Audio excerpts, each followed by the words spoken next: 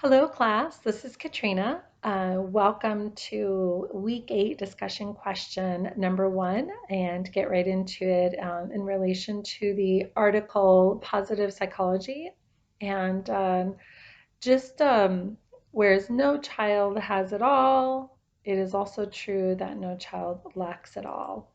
So I really enjoyed reading this article. Um, I really also like the following sentence to where that is in our article. It says positive psychologists believe that one of the best ways to remedy problems is to help individuals identify what they do well and then to use these skills to address what they don't do well.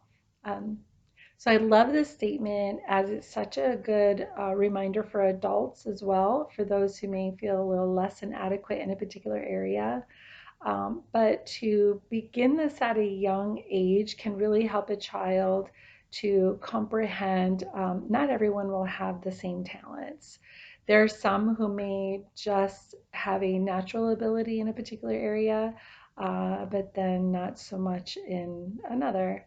Or when society starts to present labels for kiddos that may be a little bit more active or um, extroverted or less involved, more introverted.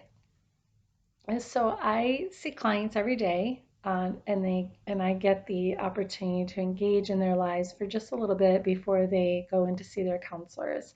I welcome into the office with a smile so they know that I am really happy that I get to see them. And I've learned I have to communicate with them to the extent of their comfort zone. I had to learn to remind myself that my energy can be a little intimidating or exhausting to some, and comforting or even fun to others. I've been able to witness how getting a kiddo to talk about areas they excel really motivates and encourages them to recognize their talents or simply to care about something that they are passionate about and that it matters. I've even heard clients come in and tell me their names and then follow it up with a label. I'll ask them about their day, work or school, sport, a hobby, or just something that would, I mean, they'd be interested, just whatever they're interested in. And most would initially just kind of stand back. I then tell them I don't see them as that, whatever they labeled themselves as, but I see.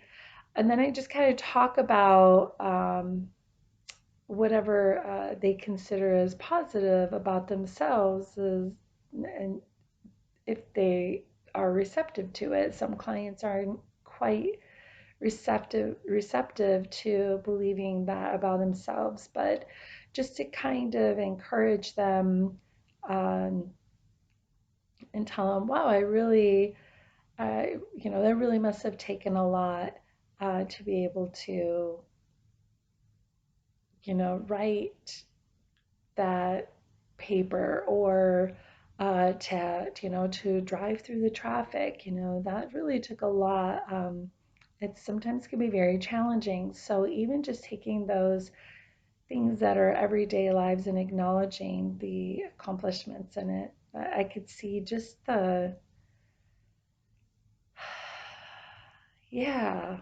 Um, anyway, I could see also the curiosity in their face as to, I mean, usually the kiddos more so, but I could see the curiosity in their faces to why would I be asking them about their day and why would I care?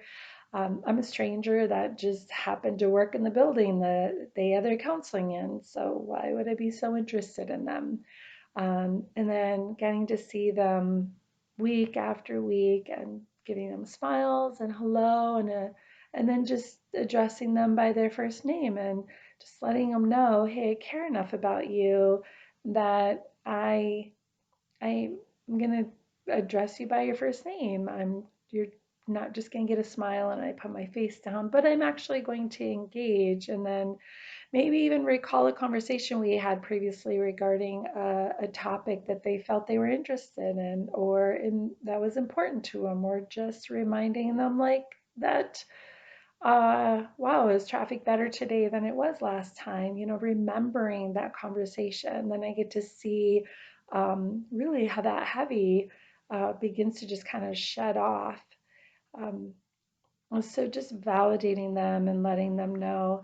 But we get to discuss something they did or they like or something they do that they might see as ordinary or not that big of a deal to most people.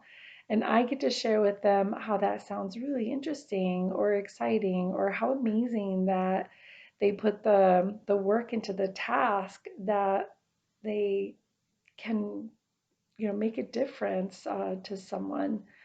Um, or when uh, the little kiddos bring out a craft that was completed in their art therapy or their play therapy.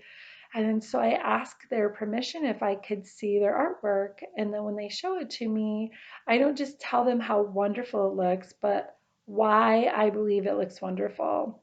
Like I may compliment the colors they use, or the creativity of the design, or the talents they have by explaining how I enjoyed the details that they put into the artwork. I can see the sense of accomplishment just come across their face, as they can hear by my tone and see by my facial expression that I'm being genuine and really do care about what they care about, or just care about this great talent that I get to now be a witness to. So these kiddos and adult clients are typically they are coming into our organization because they have suffered from a circumstance that's caused them to have a need for a trauma-based therapy. So just like President Lincoln, as it reads in our article, could be experiencing some uh, depression, anxiety, insecurity of being worthy, or just kind of a number of really heavy childhood situations, debilitating their ability to function the way that most do.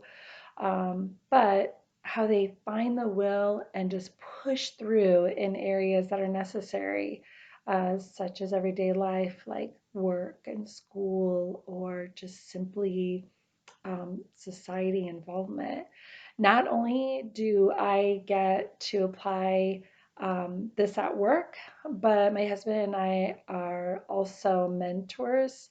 So we get to apply this with our mentees as well. So we have had conversations and have done activities with them where we can hear the areas that they excel in, that they enjoy, and then the areas that they feel defeated.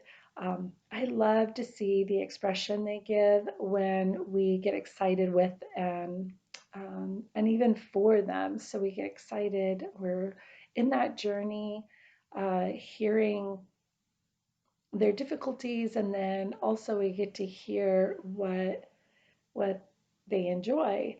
But my favorite is when they might talk about something that they've struggled with mentally or emotionally, and then we point out to them how they persevered through a challenging event, or a gift that they have that are unlike others. And we get to see at that moment their aha, like the light bulb goes on when we get to share just how unique they are, and we get to obtain and we see them obtain this revelation of how much more valuable they are than they had realized.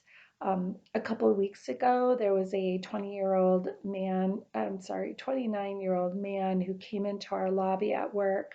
He didn't have any shoes on. It must have been weeks. if not months, since his last bath. Um, but we smiled and we welcomed him just like we would anyone else coming through that front door. We were excited to see him, and we asked him, what can we do to help you? And he said, can you call a behavioral health facility? I need a ride. So we found out the information we needed, called that organization. I confirmed his name, his date of birth, contacted his case manager.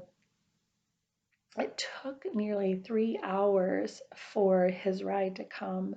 So that whole time, it gave us the opportunity um, to something as simple as here's some water and a hot day.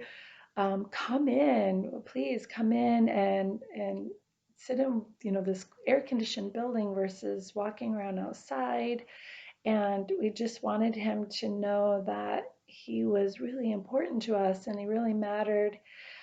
He didn't want to stay in the building. He wanted to go outside and walk back and forth, just kind of pacing, and that's fine.